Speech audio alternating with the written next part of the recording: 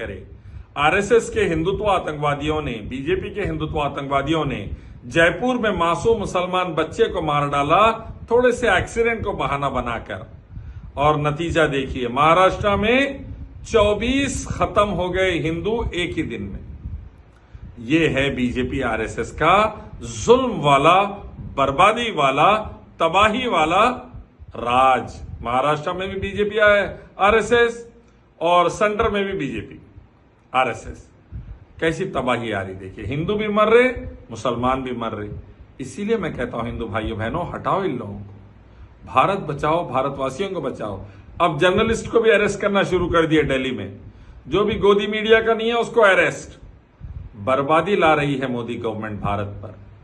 आओ एक मालिक रब अल्लाह की तरफ, उसी की इबादत आखिरी पैगंबर मोहम्मद सल्लल्लाहु अलैहि वसल्लम के रास्ते की तरफ, तो जुल्म खत्म होगा, बर्बादी खत्म होगी, भुखमरी खत्म होगी।